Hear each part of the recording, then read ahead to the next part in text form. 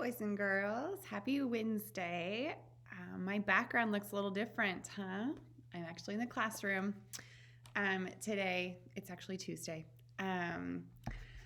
But the classroom looks a lot different. It makes me very sad. I'll show you guys the classroom. All of your desks are off to the side. Everything's picked up. I still have a lot to clean up yet for the summer, but I'm working in the classroom today. So I wanted to go ahead and record our read aloud and kind of sit in the same spot where I normally sat.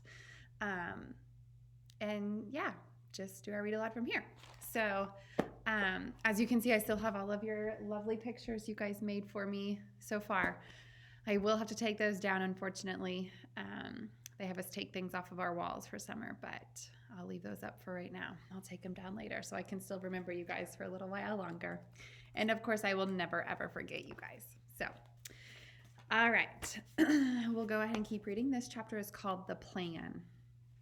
The head of the army and the head of the Air Force stood at attention beside the Queen's breakfast table. Sophie was still in her seat, and the BFG was still high up on his crazy perch. It took the Queen only 5 minutes to explain the situation to the military men. I knew there was something like that going on, Your Majesty, the head of the army said. For the last 10 years, we have been getting reports from nearly every country in the world about people disappearing mysteriously in the night. We had one only the other day from Panama. For the hatty taste, cried the BFG. And one from Wellington in New Zealand, said the head of the army. For the booty flavor, cried the BFG. What is he talking about? Said the head of the Air Force. Excuse me. Sorry, I had something in my throat. Work it out for yourself, the Queen said. What time is it? 10 a.m. In 9 bloody, thirsty hours. In 8 hours, those 9 bloody, thirsty brutes will be off galloping to gobble up a couple other dozen unfortunate souls. They have to be stopped. We must act fast.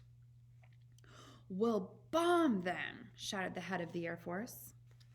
We'll mow them down with machine guns, cried the head of the army. I do not approve of murder, the Queen said. But they are murderers themselves, cried the head of the army. Well, that is no reason why we should follow their example, the Queen said. 2 wrongs don't make a right. And 2 rights don't make a left, cried the BFG. We must bring them back alive, the Queen said. How? The 2 military men said together. They are 50 feet high. They'd knock us down like bowling pins. Wait, cried the BFG. Hold your horseflies. Keep your skirts on. I think I has the answer to the maiden's hair. Let him speak, the Queen said. Every afternoon, the BFG said, all these giants is in the land of Naughty. I can't understand a word this feller says, the head of the army snapped. Why doesn't he speak clearly? He means the land of Nod, Sophie said. It's pretty obvious. Exactly, cried the BFG. Every afternoon, all these 9 giants is lying on the ground, snoozling away in a very deep sleep. They is always resting like that before they is galloping off to guzzle up another helping of human beings. Go on, they said. So what about it? So what you, the soldiers, has to do is to creep up to the giants while they is still in the land of Naughty and tie their arms and legs with mighty ropes and wonking chains. Brilliant, cried the Queen. Well, that's all very well, said the head of the army, but how do we get the brutes back here? We can't load 50-foot giants onto trucks. Shoot 'em on the spot, that's what I say. The BFG looked down from his lofty perch and said, this time to the head of the Air Force, you is having belly poppers, is you not? Okay, think to yourself, Air Force means they're in the air, right? What do you think a belly popper is? keep thinking. Is he being rude? The head of the Air Force asked. No, he means helicopters, Sophie told him. Were you thinking helicopters in your head? Then why doesn't he just say so? Of course we have helicopters. Whoopsie big belly poppers? Asked the BFG. Very big ones, the head of the Air Force said proudly, but no helicopter is big enough to get a giant like that inside of it. You do not put him inside, the BFG said. You sling him underneath the belly of your belly popper and you carry him like a torpedo. Like a what? The head of the Air Force said. Like a torpedo, Sophie said. Could you do that, Air Marshal? The Queen asked. Well, I suppose we could, the head of the Air Force admitted. Well, then get cracking. The Queen says, you need 9 helicopters, 1 for each giant. Where is this place? The Air Force man said to the BFG. I presume you can pinpoint it on a map? Pinpoint? Asked the BFG. Map? I is never hearing these words before. Is the Air Force bean talking slush bungle? The Air Force Marshal's face turned the color of a ripe plum. He was not used to being told he was talking about was slush bungle. The Queen, with her usual admirable tact and good sense, came to the rescue. BFG, she said, can you tell us more or less where Giant Country is? I'll show you these 2 pictures. Here is the Queen and the head of the Air Force, the head of the Army. And up here is the BFG talking. So remember, he's sitting up way high, and then they're down here. No, Magister, the BFG said, not on my Nellie. Then we're jiggered, cried the Army Marshal. This is ridiculous, cried the Air Marshal. You must not be giving up so easy, the BFG said calmly. The first titchy bobsicle you meet and you begin shouting, this is bivelsquiggled. The Army General was no more used to being insulted than the Air Marshal. His face began to swell with fury, and his cheeks blew out until he looked like 2 huge ripe tomatoes. Your Majesty, he cried, we are dealing with a lunatic. I want nothing more to do with this ridiculous operation. The Queen, who was used to the tantrums of her senior officials, ignored him completely. BFG, she said, would you please tell these rather dim-witted characters exactly what it is to do? A pleasure, Magister, said the BFG. Now, listen to me carefully, you boot-bogglers. The military men began to twitch, but they stayed put. I is not having the foggiest idea where Giant Country is in this world, the BFG said, but I is always able to gallop there. I is galloping forthward and backwards from Giant Country every night to blow my dreams into little Chiddler's bedrooms. I is knowing the way very well. So all you is having to do is this. Put your 9 big belly hoppers up in the air and then let them follow me as I is galloping along. How long will this journey take? The Queen asked. If we is leaving now, the BFG said, we will be arriving just as the giants is having their afternoon snozzle. Splendid, said the Queen. Then, turning to the 2 military men, she said, prepare to leave immediately. The head of the army, who was feeling pretty miffed by this whole business, said, that is all very well, Your Majesty, but what are we going to do with the blighters once we get them back? Oh, don't you worry about that, the Queen told him. I'll be ready for them. Hurry up now, off you go. If it pleases Your Majesty, Sophie said, I should like to ride with the BFG to keep him company. Well, where will you sit? The Queen asked. In his ear, Sophie said. Come on, BFG, show them. The BFG got down from his high chair. He picked Sophie up on his fingers, and he swiveled his huge right ear until it was parallel with the ground. Then he placed Sophie gently inside of his ear. The head of the army and the head of the Air Force stood there, googling. The Queen smiled. You really are rather a wonderful giant, she said. Magister, the BFG said, I is wishing to ask a very special thing for you. What is it? The Queen said. Could I please bring back here in the belly poppers all my collection of dreams? They is taking me years and years to collect, and I is not wanting to lose them." "Why, of course," the queen said. "I wish you a safe journey."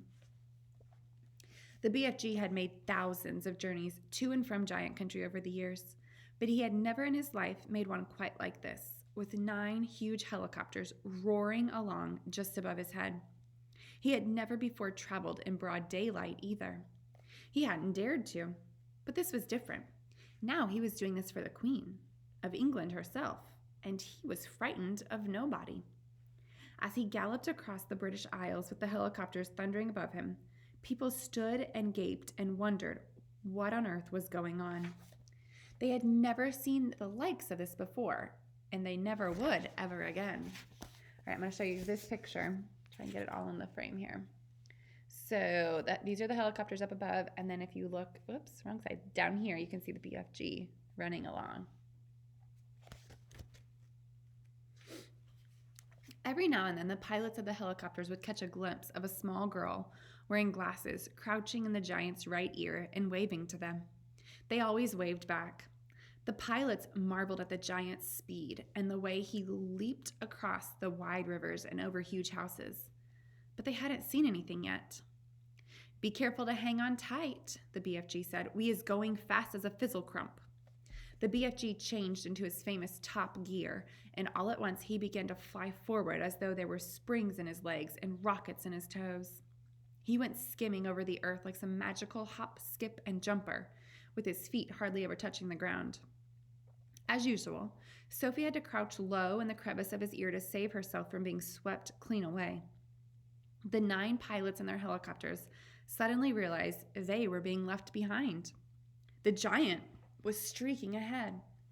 They opened their throttles to full speed, and even then, they were only just able to keep up. In the leading machine, the head of the Air Force was sitting beside the pilot.